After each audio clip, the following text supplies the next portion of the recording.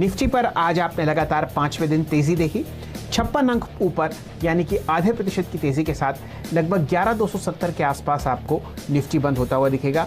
अगस्त के महीने में यह हाईएस्ट लेवल है और अगर आप इससे पहले का आंकड़ा देखें तो ये वैल्यू आपने मार्च 3 को आती हुई दिखी थी। तो एक हल्का सा आपको तेजी और बढ़ती हुई दिख रही है और लगातार 5 दिन से बुल्स का सेंटिमेंट कंट्रोल बहुत जबरदस्त तरीके से दलाल स्ट्रीट पर आपको आता हुआ दिखेगा।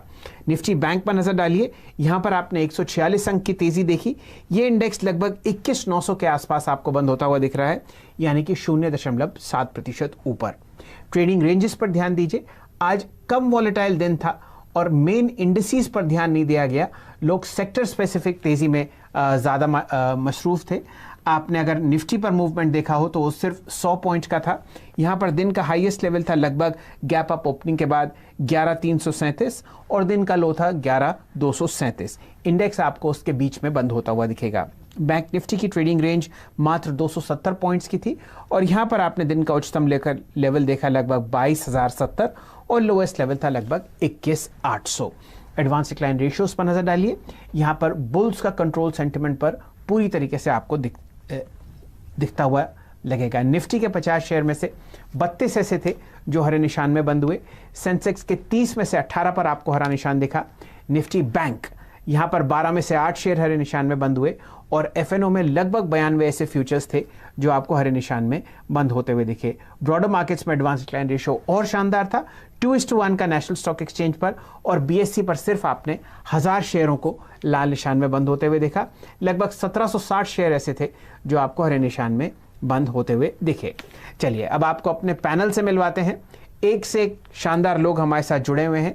अजीत मिश्रा साहब हमारे साथ जुड़ेंगे रेलीगेयर ब्रोकिंग से। आप वहाँ पे हेड ऑफ रिसर्च हैं और बहुत शानदार तरीके से चार्ट्स पढ़ते हैं।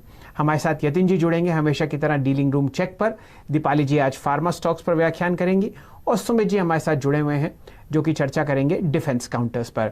आपके सामने मिश्रा साहब बहुत शानदार आंकड़े हैं, बताइए किस हिसाब से आप निफ्टी और बैंक निफ्टी को देखते हैं कल के सत्र के लिए, और फिर इस चर्चा को खोलेंगे और सेक्टर्स पर। नमस्कार शैल जी, देखिए जिस तरीके से आपने बताया कि तेज़ी बरकरार है और दोबारा से हम अपने जो इमीडिएट हाइज बने थे, हमने जुलाई एंड में जो टेस्ट किए थे करीब 11,340 के राउंड पे, तो बेसिकली उसी लेवल्स, उसी रेजिस्टेंस जोन के पास हम पहुंच गए हैं जो 11,350 के राउंड पे निफ्टी में है। पॉसिबिलिटी अभी तक यही दिख रही है जिस तरीके से ग्लोबल मार्केट में तेज़ी बनी हुई है, बैंकिंग में कहीं ना कहीं रुझान आया है, बाकी सारे सेक्टर तो एनीवेज अच्छा कर ही रहे थे, तो पॉसिबिलिटी है कि ये रैली कंटिन्यू रहेगी। और बट जो मोमेंटम आएगा, जिससे कि आप बात कर रहे थे कि इंडेक्स में उस तरीके का मोमेंटम नहीं देख रहे हैं जिस तरीके से स्टॉक स्पेसिफिक मूव हो रहे हैं, तो वो मोमेंटम 11,350 के ऊपर आएगा। तो तब तक के लिए मेरे हिसाब से ऑप्शन के साथ जाना चाहिए। तो वो देखते हुए 13 अगस्त की जो 11,300 की कॉल है वो करीब 72 रुपये के राउंड पे अभी ट्रेड कर रही है, तो वहाँ पे आप लॉन्ग पोजिशन क्रिएट करिए 40 रुपये के स्टॉप लॉस के साथ 130 के टारगेट के लिए। बैंक निफ्टी इसकी अंडर परफॉर्मेंस कहीं ना कहीं हर्ट जरूर कर रही है, बट दूसरे सेक्टर्स ने कंपनसेट किया है। बट एक्सपेक्टेशन ये थी कि एजीआर ड्यूज के बाद जो आज हेयरिंग थी उसके बाद कुछ क्लैरिटी मिलेगी तो शायद कल मोमेंटम देखने को मिलेगा, बट हेयरिंग एडजर्न हुई है तो लेट्स सी किस तरीके का रिएक्शन होता है। लेवल्स की अगर बात करें तो 22,300 के ऊपर शैल जी मुझे लगता है काफ़ी अच्छा मोमेंटम गेन करेगा दोबारा से बैंकिंग और प्राइवेट बैंकिंग काउंटर्स में कहीं ना कहीं अभी भी रुझान अच्छा दिख रहा है। तो यहाँ पे भी मेरी बाई की रिकमेंडेशन होगी, 22,000 की कॉल आप बाय करें जो करीब 285 के राउंड पर ट्रेड कर रही है अगस्त 13 की, और 150 रुपये का स्टॉप लॉस होगा करीब 580 के टारगेट्स के लिए। चलिए आपने दोनों ऑप्शंस ट्रेड सजेस्ट किए हैं और तेज़ी की तरफ ही आपका रुझान है। ऐसा करते हैं पहले टॉप या 5 गेनर्स देखते हैं निफ्टी पर जहां पर आपने तेज़ी देखी, और फिर इस चर्चा को लेके जाएंगे फार्मा स्टॉक्स की तरफ और खासकर डिफेंस काउंटर्स की तरफ। आज जो निफ्टी पर आपने लगभग 56 पॉइंट का उछाल देखा है उसमें सबसे ज़्यादा कंट्रीब्यूशन आपको एलएनटी की तरफ से आता हुआ दिखेगा। लगभग 5% ऊपर ये स्टॉक आपको बंद होता हुआ दिखा है 964 रुपये पर। वॉल्यूम और प्राइस एक्शन आज दोनों बहुत शानदार तरीके से एलएनटी के फेवर में थे। कहानी इसके पीछे ये थी कि सरकार ने डिफेंस की जो इंपोर्ट लिस्ट है उसको कम करने की कोशिश की है और L&T प्राइवेट सेक्टर में एक बहुत बड़ा डिफेंस का प्लेयर है, तो इस वजह से आपने शानदार तेजी यहां पर आते हुए देखी। साथ ही साथ HDFC और HDFC बैंक पर भी नजर डालते हैं। ये दोनों काउंटर्स बहुत शानदार तरीके से आपको दिन के उच्चतम लेवल पर ट्रेड करते हुए दिखे और बुल्स यहां पर बहुत एक्टिव थे। साथ ही साथ सिप्ला की भी चर्चा करते हैं। बहुत ही कम ऐसा दिन देखने को मिलता है कि आपको पहला सबसे टॉप ट्रेडेड काउंटर बाजार में रिलायंस इंडस्ट्रीज या बजाज फाइनेंस के अलावा कोई और स्टॉक दिखे, वो है आज सिप्ला। बहुत ही जबरदस्त नतीजों के बाद इस स्टॉक में गैप अप ओपनिंग हुई और यहां पर एक रिकॉर्ड लेवल आपको आता हुआ दिखा। क्योंकि चर्चा अब सिप्ला पर होती हुई दिख रही है, तो हमारे साथ दीपाली जी जुड़ी हुई हैं। वो आपको बताएंगे कि क्या जबरदस्त रैली वहां पर आज देखने को मिली फार्मा इंडेक्स पर, जो आपको लगभग सितंबर 16 के हाईएस्ट लेवल पर आता हुआ दिखेगा। दीपाली जी बताइए, क्या एक्शन था आज? आज ही नहीं, इस पूरे रिजल्ट सीजन में शानदार तेजी हमने फार्मा स्टॉक्स में देखी है और कई स्टॉक्स हैं लार्ज कैप और मिड कैप कैटेगरी में जो अपने हाइस पर पहुंचे हैं। लार्ज कैप्स में सिप्ला, डिवीज, औरोबिंदो फार्मा, सन फार्मा, डॉक्टर रेड्डीज अपने हाइस पर पहुंचे हैं। मिड कैप कैटेगरी में इप्का, ग्रेन्यूल्स, अजंता फार्मा, सीक्वेंट साइंटिफिक, एल्केम लैबोरेटरीज ने अपने हाइज आज के सेशन में टच किए हैं। दरअसल जो अर्निंग्स आए हैं इस क्वार्टर के वो काफी स्ट्रांग रहे हैं। आज हमने सिप्ला और साथ ही डिवीज पर अर्निंग्स का इंपैक्ट देखा। इससे पहले भी टोरेंट फार्मा, साथ ही ग्रैन्यूल्स, इन कंपनीज के नंबर्स काफी स्ट्रांग रहे थे। लॉरस के नंबर्स काफी स्ट्रांग रहे थे। तो अक्रॉस द बोर्ड फार्मा में जो नंबर्स आए हैं वो बहुत स्ट्रांग रहे हैं। इतना ही नहीं, जितने भी एपीआई फॉर्मुलेशन कारोबार से जुड़ी हुई कंपनियां हैं उनका आगे का आउटलुक भी काफी स्ट्रांग नजर आ रहा है। इंडियन बिजनेस ने तो अच्छा परफॉर्म किया ही है इस बार के अर्निंग्स में, लेकिन यूएस बिजनेस जो है फार्मा कंपनीज का, वहां से भी स्ट्रांग ग्रोथ आई है। इनफैक्ट जो आंकड़े आए हैं अमेरिकी कारोबार से वो एक्सपेक्टेशन से बेटर रहे हैं। इसके पीछे 2-3 कारण रहे हैं। पहली चीज तो ये कि जो फार्मा कंपनीज के मार्जिन रहे हैं यूएस में वो रिकॉर्ड लेवल्स पर पहुंचे हैं। उसके पीछे 2 कारण है। एक तो इनकी जो कॉस्ट है वो कम हुई है, साथ ही इनको बेटर प्राइसिंग भी मिली है। इतना ही नहीं, कंपनियां आगे भी नए ड्रग लॉन्चेस, एनडीए अप्रूवल्स की होप कर रही हैं। तो ज्यादातर कंपनीज की जो पाइपलाइन है एनडीए अप्रूवल की वो डिसेंट है, इसीलिए हमने खरीदारी देखी है। तो डिसेंट अर्निंग्स, साथ ही साथ आगे का आउटलुक काफी अच्छा है, जिसकी वजह से हम अक्रॉस द बोर्ड फार्मा में अच्छी तेजी देख रहे हैं।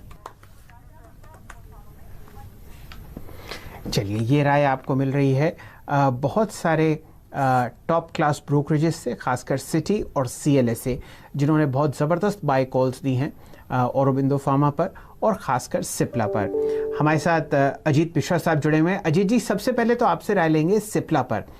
इतनी ज़बरदस्त तेज़ी और इतना शानदार वॉल्यूम मुझे याद नहीं पिछले 25 साल में मैंने देखा हुआ स्टॉक पर।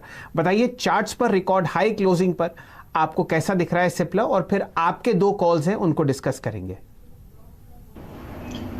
बिल्कुल शैल जी, देखिए जिस तरीके से मोमेंटम बना हुआ है इस काउंटर में, मार्च लोज करीब 350 के थे, वहां से 800 की रैली हम ऑलरेडी देख चुके हैं, रिकॉर्ड हाई पर है। 2015 में करीब शैल जी ये 730-40 के जो हाइस थे उसको 5 साल बाद इसने ओवरटेक किया है। तो सारे ही इंडिकेशन आप देख लीजिए, किसी भी टाइम फ्रेम पे आप देख लीजिए तो दिख रहा है कि बॉयंसी बनी हुई है। आज के सत्र में भी देखिए जिस तरीके के वॉल्यूम्स रहे हैं, एक्सेप्शनल वॉल्यूम के साथ ट्रेड कर रहा है, तो मुझे लगता है कि ये मोमेंटम कैरी करेगा आने वाले दिनों में। इंट्राडे में थोड़ी सी भी एक डिप मिले आपको, वहाँ पे आपको बाय पोजीशन देखनी चाहिए 790 के अराउंड पे, 770 के स्टॉप लॉस के साथ, 830 तक के टारगेट्स के लिए। अब रिकमेंडेशंस की बात आती है शैल जी, तो यहाँ पे देखिए जैसा कि आपने बिल्कुल सही शेयर किया दर्शकों के साथ कि जहाँ पे स्टॉक वाइज काफ़ी अच्छे मोमेंटम मिल रहे हैं अभी भी, बावजूद इसके कि इंडेक्स एक थोड़ा सा रेंज में जरूर दिख रहा है। तो अमर राजा बैटरी, इसमें आज एक फ्रेश ब्रेकआउट आया है काफ़ी लंबे समय के बाद, तो यहाँ पे आप बाय पोजीशंस क्रिएट करें। 730 का स्टॉप लॉस होगा 800 तक के टारगेट्स के लिए।